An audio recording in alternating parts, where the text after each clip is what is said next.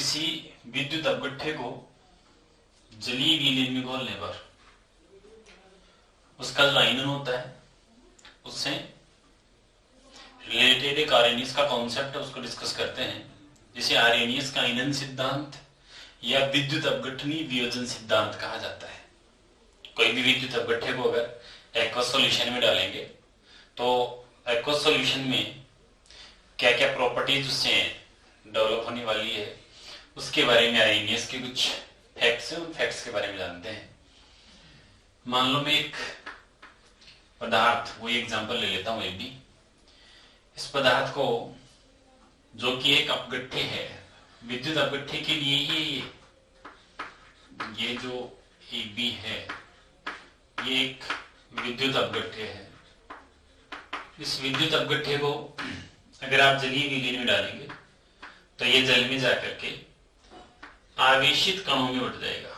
मान लो ए पर धन आवेश आ गया और बी पे ऋण आवेश आ गया, तो ये आवेशित कण बनाएगा। ये जो आवेशित कण बनेंगे इन कणों को कहा जाएगा आयन। तो ये जो कण बन रहे हैं ये आयन है। धन आवेशित जो कण बन रहा है वो धन आयन है, ऋण आवेशित कण बन रहा है वो ऋण आयन है। और किसी विद्युत अपघट्य के टूटने से आयनों का बनना, इस घटना को कहा जाता है आयनन। तो पहला पॉइंट आप देखें, जब किसी भी विद्युत अपघट्य को जलीय विलीन में घोला जाएगा तो वो आवेशित कणों में विभक्त हो जाएगा। ये आवेशित कणों के इन्हें आयन कहेंगे और इस घटना को कहा जाएगा आयनन। आयन बनने की घटना। बनने वाले धन आवेशित कण धन आयन कहलाएंगे और ऋण आवेशित कण कहलाएंगे ऋण आयन। तो धन आयन बन रहे और ऋण आयन बन रहे। अब जब आपने विद्युत अपघट्य नहीं डाला तो यहाँ आयन नहीं थे, जैसे डाला आयन बन गए, कुछ धन आयन बन गए कुछ ऋण आयन बन गए। क्या विलीन में धन आयनों की संख्या ऋण आयनों की संख्या के बराबर होती है? इसके बारे में भी आर्हेनियस ने अपने मत दिए। आर्हेनियस के अनुसार धन आयन और ऋण आयन की संख्या बराबर हो भी सकती है और नहीं भी हो सकती। यह निर्भर करता है कि आप विद्युत अपघट्य को ले हो किस प्रकार का है। मान लो आपका जो विद्युत अपघट्य है उसमें धन आयन और ऋण आयन का अनुपात 1:1 है, तो इसमें जो धन आयनों की संख्या बनेगी वो अगर 1 बनती है तो जो ऋण आयन बनेंगे वो ऋण आयन भी 1 ही बनेगा। यानी ऐसी विलीन में धन आयन और ऋण आयन की संख्या बराबर बराबर होगी। लेकिन अगर आप ऐसा लेते हो जिसमें धन आयन और ऋण आयन का अनुपात 2:1 है, तो ऐसी कंडीशन में अगर धन आयन की बात करेंगे तो धन आयन 2 बनेंगे, 2 के प्लस बनेंगे। लेकिन जब ऋण आयन बनेगा तो ऋण आयन तो 1 ही बनेगा। तो यहाँ धन आयन और ऋण आयन की संख्या बराबर नहीं है, 2:1 में बन रहे।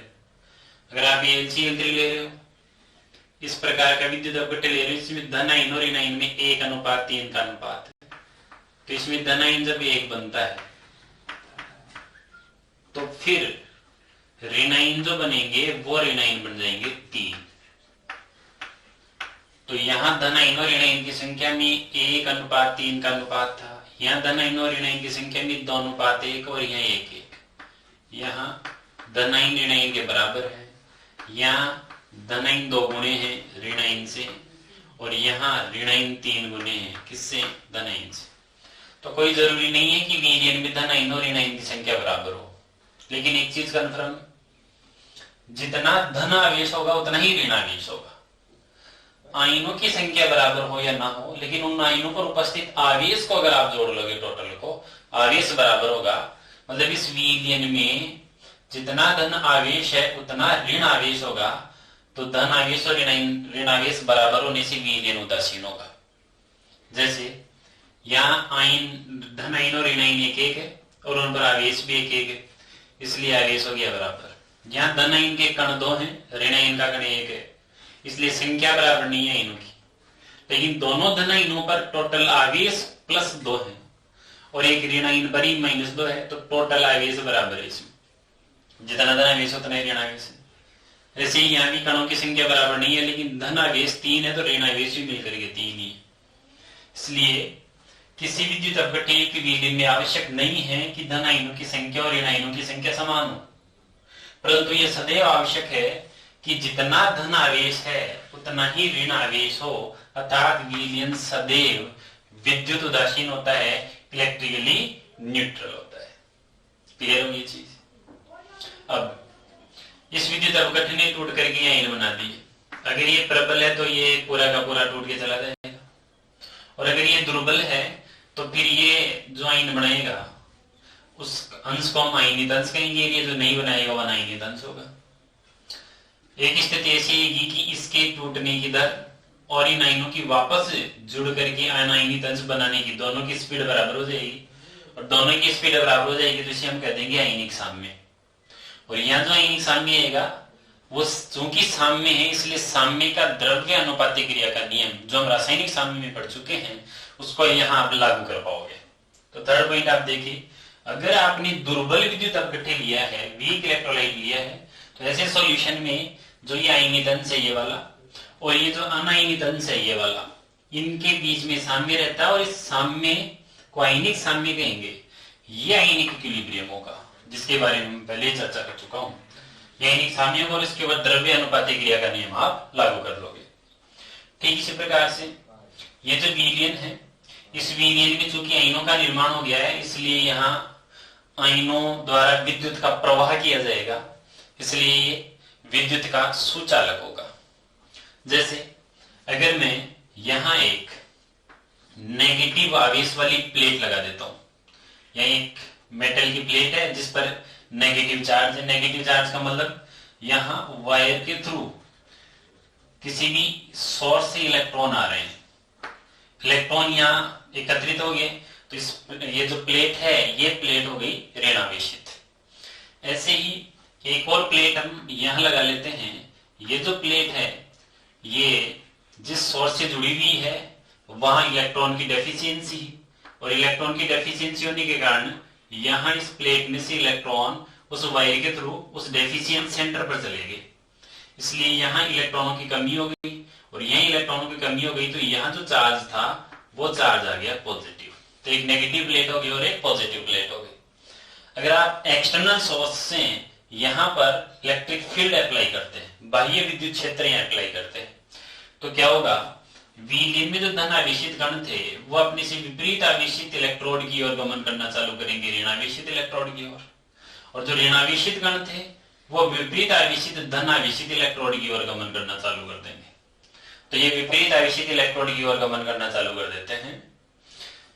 इस कारण से आयनों का प्रवाह होता है, और आयनों का प्रवाह होता है तो यहाँ पर चालकता उत्पन्न होती है, यहाँ करंट उत्पन्न होता है, यहाँ विद्युत धारा का प्रवाह प्रारंभ हो जाता है। यह आयन जब यहाँ जाएगा तो चूंकि यहाँ इलेक्ट्रॉन पड़े हैं, बहुत सारे इलेक्ट्रॉन हैं, तो ये जाकर के इन इलेक्ट्रॉनों को ग्रहण करेगा। इलेक्ट्रॉन ग्रहण करने की क्रिया यहाँ पर होगी। इलेक्ट्रॉन का ग्रहण करना अपचयन कहलाता है, और अगर यहाँ अपचयन हो रहा है तो वही इलेक्ट्रोड जहां पर अपचयन होता है उस इलेक्ट्रोड को कह दिया जाता है कैथोड। कैथोड उसे नहीं कहते जिस पर माइनस आवेश हो, ये गलत डेफिनेशन होगी। कैथोड ऋणावेशित भी हो सकता है और धनावेशित भी। कैथोड की डेफिनेशन है जहां पर कोई भी प्रजाति जाकर के और अपचयित होती है। ऐसे ही क्योंकि इसके ऊपर ऋणावेश है और यहाँ इलेक्ट्रॉनों की कमी है क्योंकि इलेक्ट्रॉनों का फ्लो इस साइड में था, तो यहाँ इलेक्ट्रॉन की डेफिशिएंसी है, ये यहाँ जाकर के इलेक्ट्रॉन रिलीज करेगा, इलेक्ट्रॉन मुक्त करेगा, और इलेक्ट्रॉनों का मुक्त करना ऑक्सीकरण, और जहां ऑक्सीकरण होता है उसे हम कह देते हैं एनोड। तो ऋणावेशित आयन एनोड पर ऑक्सीकृत होकर उदासीन हो जाते हैं, न्यूट्रल होने की कोशिश करते हैं। ऐसे धनावेशित कण कैथोड पर जाकर अपचयित हो जाते हैं, जिससे विलयन में आयनों का प्रवाह होता है और यहाँ पर विद्युत धारा प्रवाहित होना चालू हो जाती है। अब विद्युत धारा का प्रवाह कौन से विलयन में ज्यादा होगा? मान लो मैंने इसमें AB डाल दिया, एक और दूसरा सॉल्यूशन ले लिया, उसके अंदर मैंने XY डाल दिया, तो इसमें करंट ज्यादा आएगा या उसमें करंट ज्यादा आएगा? ये डिपेंड करता है कि अंदर आयनों की संख्या किसमें ज्यादा, और आयनों की संख्या किसमें ज्यादा ये डिपेंड करता है कि किसका वियोजन ज्यादा हुआ है। जिसका ज्यादा वियोजन होगा उसमें आयनों की संख्या ज्यादा होगी, आयनों की संख्या ज्यादा होगी तो वो ज्यादा विद्युत धारा प्रवाहित करने में सक्षम होगा। अतः यदि कोई भी विद्युत अपघट्य प्रकल है तो वो अधिक वियोजित होगा, जिससे आयन ज्यादा बनेगी और ज्यादा करंट वहां पर आएगा।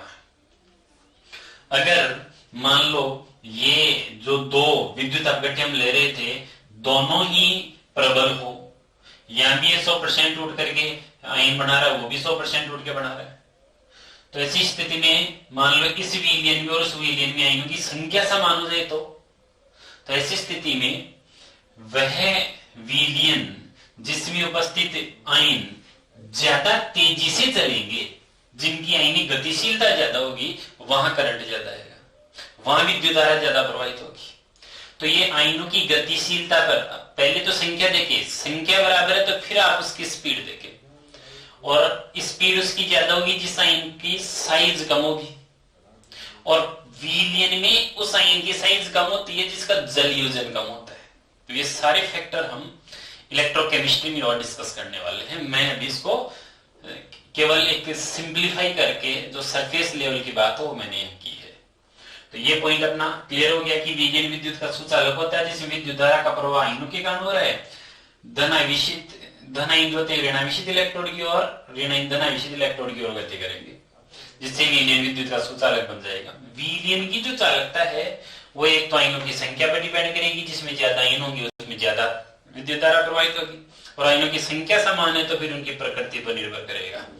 ओके, और फाइनली ये जो सॉल्यूशन है, इस सॉल्यूशन में जैसे ये विद्युत अपघट्य जाकर के आयन उत्पन्न करेंगे, इन आयनों के कारण यहाँ इस विलियन में कई अन्य गुणधर्म प्रारंभ हो जाएंगे, देखने को मिलेंगे हमें।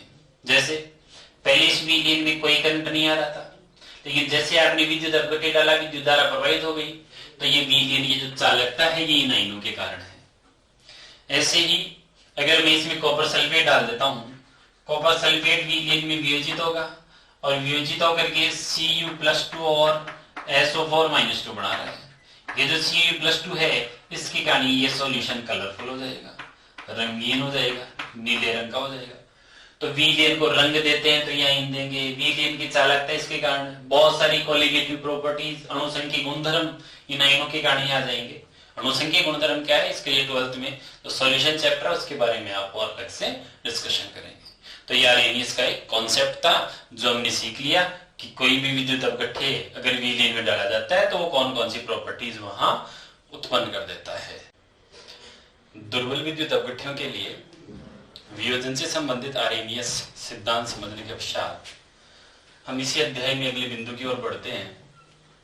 नेक्स्ट अपना पॉइंट है ऑस्टवाल्ड का तन्वता नियम, डाइल्यूशन लॉ ऑफ ऑस्टवाल्ड। दुर्बल विद्युत अपघट्यों के लिए ऑस्टवाल्ड ने एक डाइल्यूशन लॉ दिया है। वो डाइल्यूशन लॉ क्या है उसे समझते हैं। ये दुर्बल विद्युत अपघट्यों के लिए, और दुर्बल विद्युत अपघट्य क्या होती है इसके बारे में हम पहले चर्चा कर चुके हैं। ऐसा कोई भी पदार्थ जो जलीय विलीन में जाने के बाद में पूर्णतः आयनित नहीं होता हो।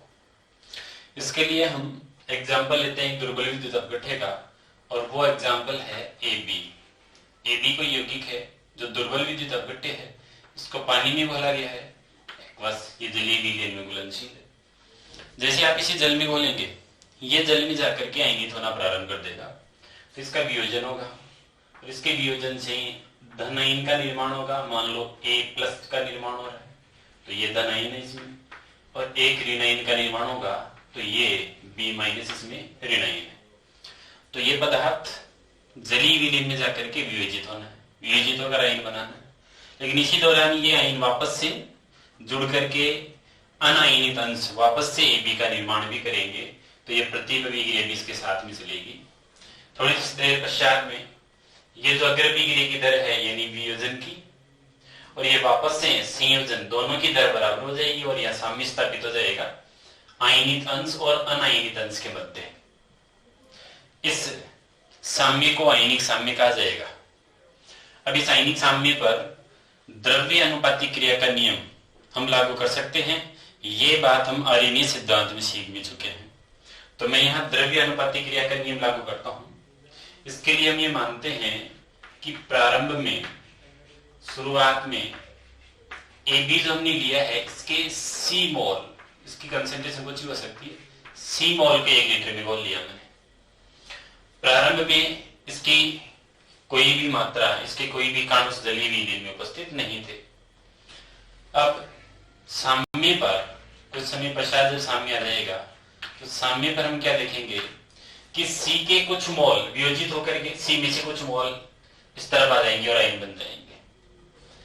मान लो इस AB के लिए वियोजन की मात्रा अल्फा है, तो इस C में से सी अल्फा वियोजित होगा। अगर सी में से सी अल्फा का वियोजन करोगे तब अल्फा वियोजन की मात्रा है, क्योंकि वियोजन की मात्रा अल्फा इज इक्वल टू होता है, प्रारंभ में आपने कितने मोल लिए थे, तो प्रारंभ में आपने लिए थे सी, और उनमें से कितने वियोजित हो गए, वो है सी अल्फा, तो ये सी में से सी अल्फा ये वियोजित होकर के चलेगी, सी से सी कैंसिल हो जाएगा, तो वियोजन की मात्रा क्या बच जाएगी, अल्फा। कुछ स्टूडेंट्स के दिमाग में ये भी प्रश्न उठता है कि सर आप सी में से सी अल्फा को क्यों घटा रहे हो, अल्फा ही घटा लेते। अगर मैं सी में से अल्फा घटा लेता, वियोजन का अंश फिर वो अल्फा नहीं बचता, क्योंकि प्रारंभिक मोल सी होते और वियोजित अंश आप अल्फा लेते, तो वियोजन की मात्रा ये अल्फा नहीं रहती, फिर ये अल्फा और ये अल्फा तो सेम ही नहीं, वियोजन की मात्रा तो अल्फा बाई सी हो जाती। इसलिए इस सी में से सी अल्फा घटाओगे, वियोजित भाग को आप सी अल्फा मानोगे, तो ही ये अल्फा वियोजन का अंश कहलाएगा।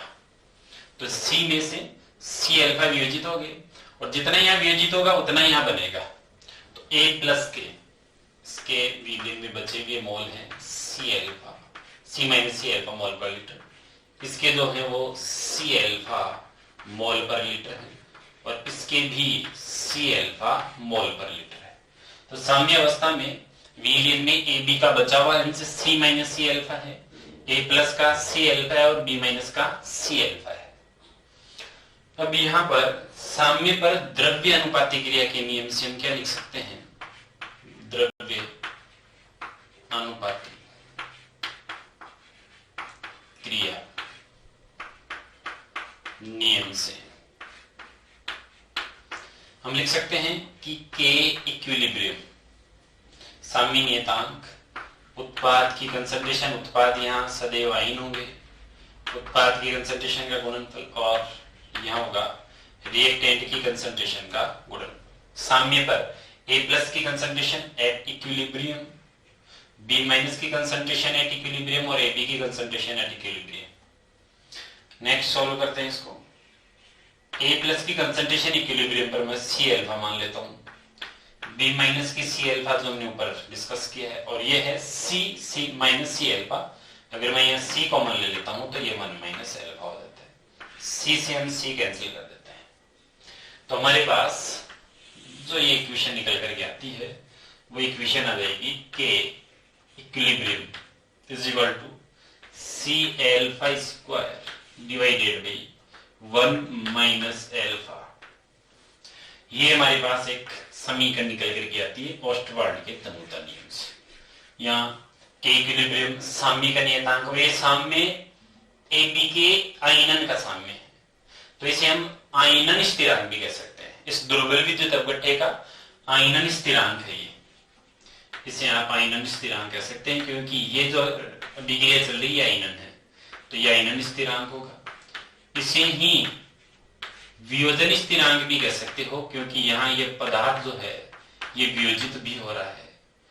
हमने पहले डिस्कशन कर लिया है कि वियोजन एक ब्रॉड वर्ड है, वियोजन का मतलब है टूटना, आयनन का मतलब है टूटने से आयन बढ़ने चाहिए हो, तो ये दोनों ही चीजें हो रही है, इसलिए इसको वियोजन स्थिरांक भी कहेंगे हम और आयनन स्थिरांक भी कहेंगे। क्लियर है ये चीज। ये ऑस्टवाल्ड का जो तनुता नियम है ऑस्टवाल्ड का, उसका मैथमेटिकल रिप्रेजेंटेशन है, गणितीय रूप है इसका। यहां पर आप देख रहे हो कि ये साम्य का नियतांक, और साम्य का नियतांक सांद्रता, आयतन, दाब, उत्प्रेरक इनसे प्रभावित नहीं होता, केवल ताप से प्रभावित हो रहा है। तो ये नियतांक यहाँ सी विलियन की कंसंट्रेशन आप कितना लेकर के इसको स्टार्ट कर रहे थे, और अल्फा उसमें से कितना अंश वियोजित होकर गया है वो है। अगर यहाँ ये जो वियोजित अंश है, इस वियोजित अंश को हम बहुत कम मान ले, माना अल्फा की वैल्यू 1 से बहुत कम है, तो ऐसी कंडीशन में ये हमने अज्यूम किया है, जरूरी नहीं हमेशा ऐसा हो, लेकिन हमने ये माना है कि अल्फा 1 से बहुत कम है, तो ऐसी कंडीशन में 1 माइनस अल्फा जो होगा वो अप्रोक्सीमेट 1 हो जाएगा। तब हम ये जो इक्विलिब्रियम कांस्टेंट है इसको लिख पाएंगे सी अल्फा स्क्वायर, अगर अल्फा की वैल्यू 5% से कम हो, और मोस्टली यही होता है, अधिकांशतः अल्फा की वैल्यू एक के कंपेयर में नेग्लिजिबल होती है। दुर्बल विद्युत अपघट्य बहुत कम मात्रा में वियोजित हो पाते हैं। यहां से हम और आगे क्या लिख सकते हैं कि alpha square is proportional to 1/c, means alpha is proportional to 1/√c। ये इक्वेशन हमारे पास आ गई। एल्फा यहां वियोजन की मात्रा और c यहां कंसंट्रेशन है। अगर आप ये चाहते हो कि ये जो पदार्थ आपने लिए इसका अधिक अंश वियोजित होकर गए, तो उसके लिए आपको एल्फा की वैल्यू बढ़ाने के लिए कंसंट्रेशन जो है वो घटानी होगी। किसी भी दुर्बल विद्युत अपघट्य के लिए वियोजन की मात्रा उस विद्युत अपघट्य की सांद्रता के वर्गमूल के व्युत्क्रमानुपाती है। यही ओस्टवाल्ड का तन्वता नियम है। तो डेफिनेशन आप यहां से लिख सकते हैं बहुत आसानी से, मैं रिपीट कर देता हूं। ओस्टवाल्ड के तन्वता नियम के अनुसार किसी दुर्बल विद्युत अपघट्य की वियोजन की मात्रा उस विद्युत अपघट्य की सांद्रता के वर्गमूल के व्युत्क्रमानुपाती है। दुर्बल विद्युत अपघट्य का ज्यादा अंश यहां से टूट कर गया है, इसके लिए इसकी कंसंट्रेशन को आप कम रखें। और आप जानते हो कंसंट्रेशन जो होती है, कंसंट्रेशन ये उस विद्युत अपघट्य के मोल और उस विद्युत अपघट्य को कितने जलीय विलयन जो आयतन लिया था जलीय विलयन का, उस जिसमें गोला जा रहा है उसका अनुपात है ये c। अगर आपको एल्फा बढ़ाना है तो c घटाना पड़ेगा, और अगर आप c घटाना चाहते हो तो इसके दो तरीके हैं। या तो मोल कम डालें, आप 1 लीटर में 10 मोल डाल लेते, उसकी जगह 5 ही डालें तो वियोजन की मात्रा ज्यादा आएगी। 5 के बजाय 1 ही डालोगे और ज्यादा आएगी, 0.001 डालोगे तो और ज्यादा आएगी। तो आप मोल कम डाले, लिए पानी जो सॉल्यूशन था उसमें पदार्थ की कम मात्रा आप डाले। विद्युत अपघट्य की कम मोल डालोगे कंसंट्रेशन कम आएगी, और कंसंट्रेशन कम आएगी तो ऐसी कंडीशन में एल्फा की वैल्यू ज्यादा हो जाएगी। तो एल्फा बढ़ाने के लिए मैं यहां लिख सकता हूं इस बात को कि अगर आप एल्फा इंक्रीज करना चाहते हो तो कंसंट्रेशन डिक्रीज करें, और कंसंट्रेशन डिक्रीज करने के लिए आप कम से कम मोल लें, दिए गए पदार्थ के कम से कम मोल लें निश्चित आयतन में। आपने वॉल्यूम फिक्स कर दिया 50 लीटर लेना है, अब वियोजन की मात्रा ज्यादा रखना चाहते हो तो मिलाए गए पदार्थ जिसमें जिस 50 लीटर में कम मोल बोलोगे वहां वियोजन की मात्रा ज्यादा है। ये दूसरा केस है, लिए गए मोल स्थिर कर दे आप, आपके पास सिर्फ 2 मोल ही है, अब आप ज्यादा वियोजित करना चाहते हो 2 मोल में से, तो मोल अगर आपके पास स्थिर है तो कंसंट्रेशन कम करने के लिए वॉल्यूम बढ़ा दे, उसमें पानी मिलाते जाओ। जितना ज्यादा पानी मिलाओगे उसकी कंसंट्रेशन उतनी ही कम हो जाएगी, और कंसंट्रेशन कम हो गई तो अल्फा बढ़ जाएगा। तो कंसंट्रेशन को डिक्रीज करने के लिए आप वॉल्यूम को इंक्रीज करें। किसके वॉल्यूम को? उस जलीय विलयन के वॉल्यूम को। और जलीय विलयन के वॉल्यूम को इंक्रीज करने के लिए आप उसमें और जल मिलाते रहें, और जल मिलाने की क्रिया को कहा जाता है तनुकरण, डाइल्यूशन। इसलिए ओस्टवाल्ड ये कहता है कि किसी भी दुर्बल विद्युत अपघट्य के वियोजन की मात्रा बढ़ाने के लिए सांद्रता घटाएं, और सांद्रता घटाने के लिए उसका आयतन बढ़ाएं। इसलिए इसे 2 तरीके से परिभाषित कर सकते हो। वियोजन की मात्रा सांद्रता के वर्गमूल के व्युत्क्रमानुपाती है, और आपको पता है सांद्रता आयतन के व्युत्क्रमानुपाती है, तो अल्फा आयतन के समानुपाती हो गया। तो इसको दूसरे तरीके से ओस्टवाल्ड की तन्वता नियम को वियोजन की मात्रा विलयन के आयतन के समानुपाती है। जिसे और भी आसान तरीके से, बिल्कुल सिंपल तरीके से समझने के लिए बता देता हूं मैं। आपने इसमें 1 लीटर में जो मोल घोल लेते, 1 लीटर में ही घोल लेते, जितना टूट कर आना था वो अल्फा हो गया। अब आप चाहते हो कि ज्यादा टूट कर गए तो वो जो 1 लीटर सॉल्यूशन था उसमें और पानी मिलाते, जैसे जैसे पानी मिलाते जाओगे वो डाइल्यूट होता जाएगा, और डाइल्यूट होता जाएगा तो वियोजन की मात्रा बढ़ती जाएगी। तो किसी भी पदार्थ के लिए अल्फा बढ़ाने के लिए आपको क्या करना होगा? कंसंट्रेशन डिक्रीज करनी होगी, वॉल्यूम इंक्रीज करनी होगी। कंसंट्रेशन बहुत कम हो जाएगी तो अल्फा बढ़ करके बहुत ज्यादा हो जाएगा, और कंसंट्रेशन घट करके न्यूनतम हो जाए, कंसंट्रेशन को न्यूनतम करना है, तब अल्फा मैक्सिमम होगा। कंसंट्रेशन को उठाकर लगभग जीरो करना है, लगभग शून्य सांद्रता। अब यहां आप देखें, अगर कंसंट्रेशन को घटा करके आप लगभग शून्य सांद्रता कर दोगे, शून्य करने के लिए सांद्रता आपको आयतन मैक्सिमम करना पड़ेगा। अगर ये मिनिमम है तो ये मैक्सिमम होगा, यानी आयतन अधिकतम हो, अनंत कर दें हम आयतन, अर्थात सांद्रता शून्य हो जाए।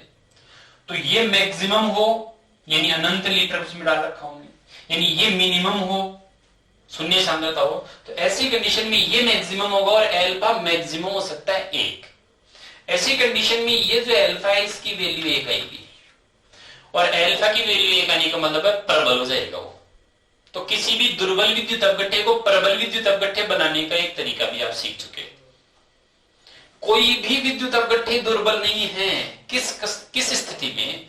जब उससे दुर्बल के एल्फा को बढ़ाकर आप 1 कर लोगे, और एल्फा बढ़ाकर के 1 कब करोगे? जब सांद्रता को घटाकर लगभग शून्य कर लोगे, यानी आयतन को बढ़ाकर के लगभग अनंत कर लोगे।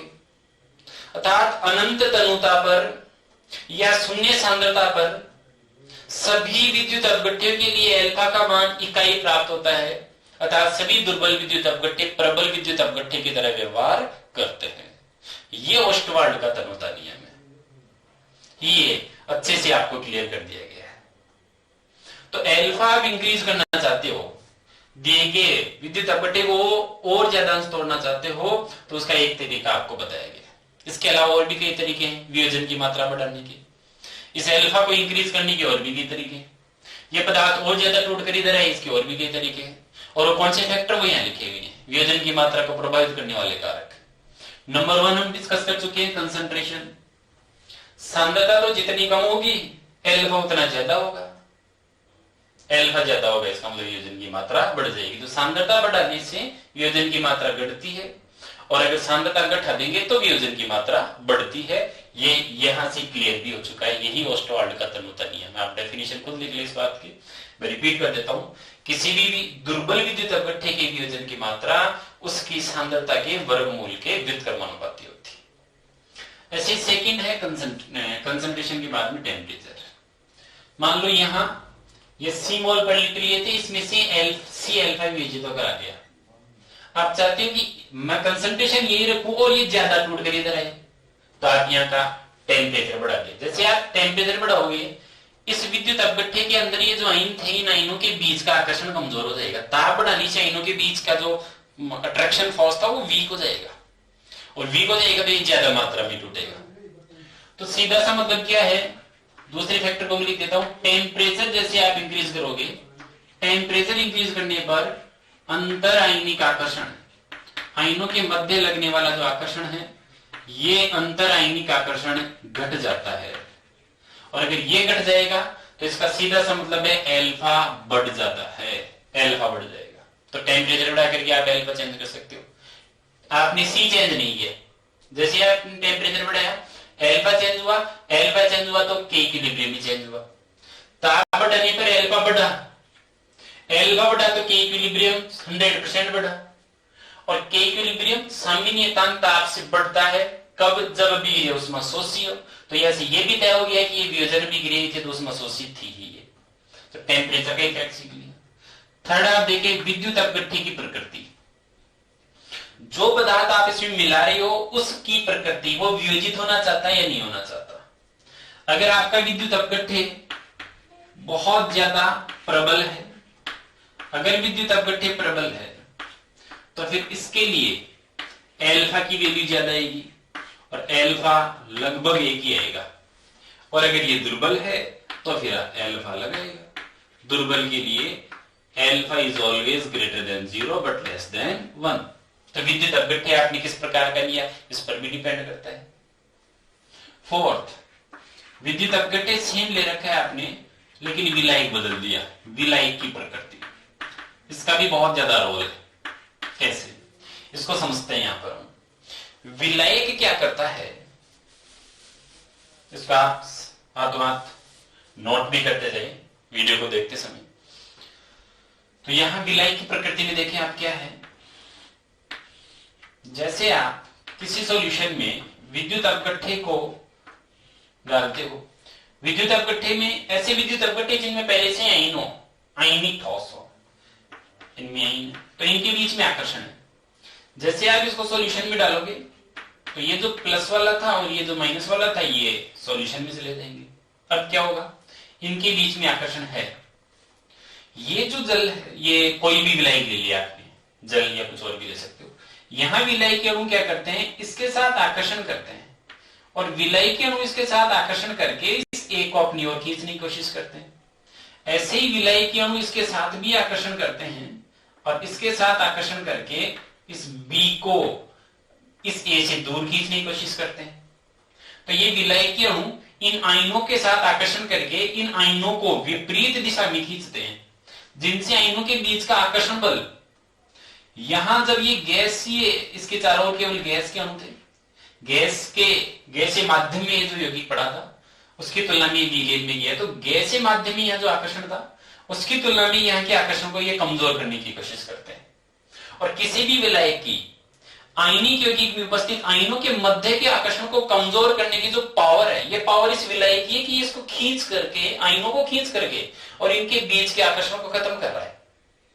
तो इस आकर्षण बल को दुर्बल करने की इस विलायक की जो ये क्षमता है, इस क्षमता को इस विलायक का पराविद्युत स्थिरांक कहा जाता है।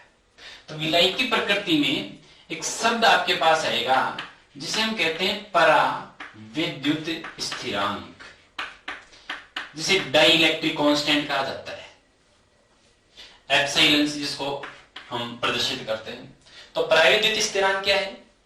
पराविद्युत स्थिरांक किसी भी विलायक का सामर्थ्य है जो आयनिक यौगिक में आयनों के मध्य के आकर्षण बलों को दुर्बल करने का सामर्थ्य। ये जितना ज्यादा दुर्बल करेगा इसका मतलब उसका पराविद्युत स्थिरांक उतना ही ज्यादा होगा। और ये काम जल बहुत अच्छे से करता है। जल के लिए पराविद्युत स्थिरांक का मान बहुत उच्च है, लगभग 80 को लिया जाता है। कुछ बुक्स में ये 81, 82 भी मिलेगा, कई जगह 78 भी है। तो 80 के आसपास की जो वैल्यू है वो हमारे लिए सही ऑप्शन होगा। तो पराविद्युत स्थिरांक आयनों के मध्य के आकर्षण को दुर्बल करके और उसे वियोजित करने की सामर्थ्य थी। ये जितना ज्यादा होगा विलायक का, उसके लिए एल्फा उतना ही ज्यादा होगा। जहां पराविद्युत स्थिरांक ज्यादा है वहां वियोजन की मात्रा ज्यादा है, क्योंकि पराविद्युत स्थिरांक ज्यादा है तो ये आयनों को अपनी ओर खींचकर उसको तोड़ करके उसको वियोजित कर देगा। तो विलायक की प्रकृति भी आपके समझ में आ गई होगी कि जल अच्छा विलायक है आयनिक यौगिकों के लिए, क्योंकि जल का पराविद्युत स्थिरांक उच्च है। और 5वें नंबर पर है विलयन में अन्य आयनों की उपस्थिति। इसे भी हम समझते हैं। मान लो यहां इस जलीय विलयन में मैं कोई भी एक दुर्बल विद्युत अपघट्टे बोल रहा हूं, और वो दुर्बल विद्युत अपघट्टे कोई एसिड हो। सबसे अच्छा एग्जांपल CH3COOH, ये वियोजित होकर के CH3COO- और साथ में बना रहा है H+। ये एक वो सॉल्यूशन में चल रहा है, सब कुछ सामने आ गया। अब मैं इसमें कोई दूसरा ऐसा पदार्थ और मिला रहा हूं, अन्य आयन की उपस्थिति की बात चल रही है, एक ही पदार्थ नहीं है, दूसरा पदार्थ, इसमें कोई चेंज नहीं कर रहा हूं, इसकी सांद्रता वही रख रखा हूं, टेम्परेचर यहाँ का वही है, विद्युत अपघट्टे जो लिया था वही है, विलायक नहीं बदल रहा। अब मैं क्या कर रहा हूं, बाहर से एक दूसरा पदार्थ और मिला दिया मैंने, और ये जो दूसरा पदार्थ मैंने मिला दिया वो मान लो अंदर जाकर के ऐसा आयन उत्पन्न कर रहा है जो आयन उस दुर्बल विद्युत अपघट्टे के द्वारा भी किया जा रहा हो। सपोज मैंने यहां पर HCN ले लिया, HCN, पहले मैं HCN से करता हूं। HCN अंदर जाकर के H+ भी बनाएगा और H+ के अलावा Cn- भी बनाएगा। और ये दुर्बल है, अम्ल दुर्बल प्रबल मैं पहले बता ही चुका हूं। तो ये दुर्बल अम्ल ये भी टूट करके H और Cn- बनाने वाला है। अब क्या होगा, लासातीलिया ने कह रखा है कि अगर कहीं साम्य हो, दुर्बल नहीं हो सकता है साम्य, साम्य पर उत्पाद की सांद्रता बढ़ जाए तो कभी क्रिया पीछे आ जाती है और क्रिया कारक बढ़ जाए तो आगे चली जाती है। तो ये अपना साम्य पहले से था। जैसे HCN है, HCN आते ही नया साम्य और आ गया, और HCN ने टूट करके H+ बना दी। और जैसे H+ बने तो इसका मतलब है विलयन में H+ की कंसंट्रेशन बढ़ गई, और H प्लस की कंसंट्रेशन बढ़ गई तो फिर ऊपर वाला जो साम्य था वो बैकवर्ड डायरेक्शन में आ गया, और बैकवर्ड डायरेक्शन में आ गया इसका मतलब एसिटिक अम्ल के वियोजन की पावर में कमी आ गई। पहले जितना नहीं टूट रहा तो एसिटिक अम्ल का वियोजन कम हो गया, किसकी उपस्थिति में? HCN की उपस्थिति में। ये इसलिए हो पाया क्योंकि एसिटिक अम्ल टूट करके जो आयन दे रहा था वही HCN भी दे रहा है। तो अगर समान आयन देने वाला और विद्युत अवगठे मिला देते हैं तो उस समान आयन की उपस्थिति में इसके वियोजन में कमी आ जाएगी, और ये जो समान आयन है ये जितना ज्यादा बढ़ाएगा, ये वाला जितना ज्यादा बढ़ाएगा वो उतना ही कम टूटता जाएगा। अब चूंकि ये भी दुर्बल है तो दुर्बल टूटकर बहुत कम बनाएगा, इसलिए इसके वियोजन की मात्रा में बहुत ही कम कमी आएगी, थोड़ी सी कमी आएगी, ज्यादा फर्क नहीं पड़ेगा।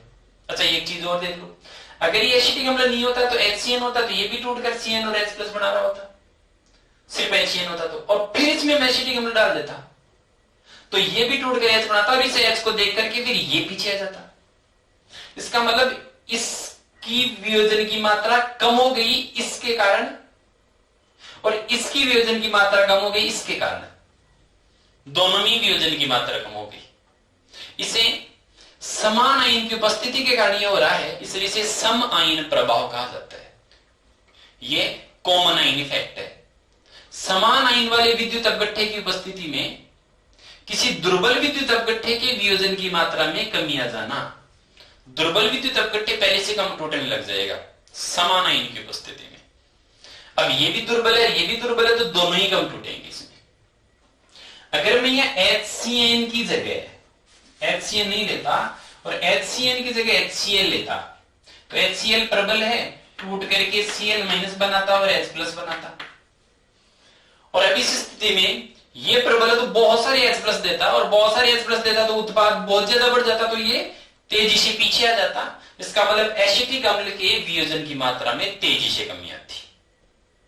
तो ये भी अब विद्युत अपघट्टे है, ये भी विद्युत अपघट्टे है, ये दुर्बल है ये प्रबल है, ये टूट करके जो आयन दे रहा था वैसा ही एक आयन ये भी दे रहा है, तो समान आयन वाले दो विद्युत अपघट्टे हैं। अब इस प्रबल विद्युत अपघट्टे के H बहुत ज्यादा थे, इसलिए इसको देख करके इसके वियोजन की मात्रा में बहुत ज्यादा कमी आ गई, इसलिए इसके ऊपर लग गया सम आयन प्रभाव। लेकिन यहां इसके टूटने से H बने थे, इसका इफेक्ट इस पर नहीं लगेगा क्योंकि ये प्रबल है, यहां तो साम्य नहीं है, और साम्य नहीं मतलब ये बैकवर्ड तो आ ही नहीं सकता। तो एसिटिक अम्ल की उपस्थिति में HCl का वियोजन कम नहीं होगा क्योंकि सम आयन प्रभाव केवल दुर्बल विद्युत अपघट्टे वाले साम्य को तो प्रभावित करेगा, तो वो दुर्बल भी मिलेगा हमें। तो सम आयन प्रभाव क्या है? सम आयन प्रभाव है समान आयन युक्त विद्युत अपघट्टों की उपस्थिति में, दो विद्युत अपघट्टे या तीन कितने के ले लो आप, एक से अधिक समान आयन युक्त विद्युत अपघट्टे अगर विलयन में उपस्थित हैं तो फिर उस समान आयन की उपस्थिति में दुर्बल विद्युत अपघट्टे के वियोजन की मात्रा में कमी आ जाएगी, तो इसे सम आयन प्रभाव कहेंगे। अगर मैं यहां एसिटिक एसिड नहीं ले रहा हूं और यहां पर मैं HCl के बाद में HNO3 ले रहा हूं, HNO3 टूट करके NO3 माइनस बनाएगा और H प्लस बनाएगा, तो ये दोनों टूट करके जो आयन दे रहे हैं उनमें से एक एक आयन दोनों का कॉमन है। लेकिन ये भी प्रबल है ये भी प्रबल है और दोनों प्रबल है, तो दोनों में कहीं साम्य नहीं है, और साम्य नहीं है तो साम्य का प्रभाव नहीं होगा सम आयन का, इसलिए न इसका वियोजन कम होगा और न इसका वियोजन कम होने वाला है। तो सम आयन प्रभाव होने के लिए मस्ट है कोई सा एक पदार्थ दुर्बल विद्युत अपघट्टे होना अनिवार्य है। दुर्बल विद्युत अपघट्टे होगा वहां साम्य होगा और उस दुर्बल का वियोजन कम हो जाएगा सम आयन युक्त किसी दूसरे विद्युत अपघट्टे की उपस्थिति में। तो अन्य आयन की उपस्थिति वियोजन की मात्रा को कैसे प्रभावित करती है ये भी हम क्लियर कर चुके हैं। ओस्टवाल्ड का ये तनुता का नियम जो हमने भी डिस्कस किया है ये सभी प्रकार के दुर्बल विद्युत अपघट्टों पर लागू हो सकता है, सब पर करना हमें जितने भी दुर्बल विद्युत अपघट्टे हैं। जैसे अगर ये दुर्बल विद्युत अपघट्टे एक दुर्बल अम्ल हो तो ऐसी कंडीशन में ये जो आयनन स्थिरांक आएगा ये उस अम्ल का आएगा अगर वो दुर्बल है तो, और ऐसी स्थिति में उसे दुर्बल अम्ल का आयनन स्थिरांक या वियोजन स्थिरांक कहेंगे। तो ये जो साम्य नियतांक आता है, जो ये वियोजन स्थिरांक या आयनन स्थिरांक आता है, इसके कई नाम हो सकते हैं। किस आधार पर कि आपने दुर्बल विद्युत अपघट्य क्या लिया है। अगर आपने ये दुर्बल विद्युत अपघट्य एसिड लिए, अगर ये अम्ल है दुर्बल अम्ल, तो इसका ये जो वियोजन स्थिरांक, ये अम्ल का आयनन स्थिरांक या अम्ल का वियोजन स्थिरांक होगा, और इसे रिप्रेजेंट करेंगे हम Ka से। तो हम इस चैप्टर में Ka के बारे में डिस्कशन करना बहुत अच्छे से, कौन कौन से स्थिरांक हमारे इस चैप्टर में आगे आने वाले, उसको मैं यहाँ ब्रीफ कर देता हूँ। सेकेंड, हो सकता है आपका ये अम्ल ना होकर के क्षार हो। अगर ये क्षार है तो ऐसी कंडीशन में क्षार का वियोजन स्थिरांक या क्षार का आयनन स्थिरांक कहलाएगा, और क्षार बेस कहलाता है, इसलिए इसे हम लिखेंगे Kb। एसिड का है तो Ka, बेस का है तो Kb। हो सकता है ये जो टूट रहा है, ये जो वियोजित हो रहा है, ये जल हो। अगर ये जल है तो ऐसी कंडीशन में जल का ये जो वियोजन स्थिरांक है उसे कहेंगे हम Kw, जो जल का आयनिक गुणनफल भी कहलाएगा। तो जल की वियोजन स्थिरांक या आयनिक गुणनफल, इसमें क्या बेसिक डिफरेंस है, ये जल के टॉपिक में करेंगे। हम ये देख रहे हैं कि हमें पढ़ने कौन कौन से नियतांक। तो जल से रिलेटेड एक डिसोसिएशन कांस्टेंट या आयनाइजेशन कांस्टेंट होगा, वो Kw है। वाटर का है तो Kw है। Kw मतलब जल की डिसोसिएशन की बातें चल रही है। या फिर ये दुर्बल विद्युत अपघट्य कोई लवण हो, वो लवण ऐसे अम्लीय क्षार से बना हुआ है जिसमें से कम एक घटक दुर्बल हो, तो ऐसी कंडीशन में उस लवण के द्वारा खुद नहीं टूटेगा, वो लवण जल को तोड़ने की कोशिश करेगा, जल का वियोजन करेगा, तो वो लवणों का जल अपघटन स्थिरांक कहलाएगा। तो लवणों से संबंधित हमें एक नियतांक पढ़ना है, वो है KH। H means hydrolysis of water, तो हमें KH के बारे में पढ़ना है। और एक लास्ट पढ़ना है, ये जो विद्युत अपघट्य हम बोल रहे हैं, ये विद्युत अपघट्य इसमें गुलने के बाद में संतृप्त अवस्था में आ जाए, तो संतृप्त अवस्था में आने के बाद में अघुलनशील अंश और घुलनशील आयनों के बीच में एक साम्य होगा, और उस साम्य नियतांक को हम पढ़ेंगे KSP के नाम से, सोल्युबिलिटी प्रोडक्ट। तो हमें कुल मिलाकर के ये 5 प्रकार के नियतांक डिस्कस करने हैं, Ka, Kb, Kw, KH और KSP।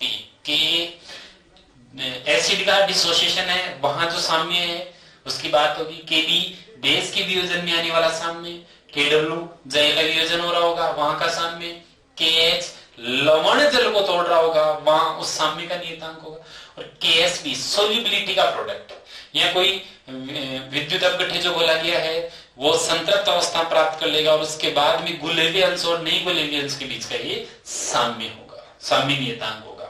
तो ये कुल मिलाकर के कुछ साम्य नियतांक है जिन्हें हमें इस चैप्टर में डिस्कस करना है।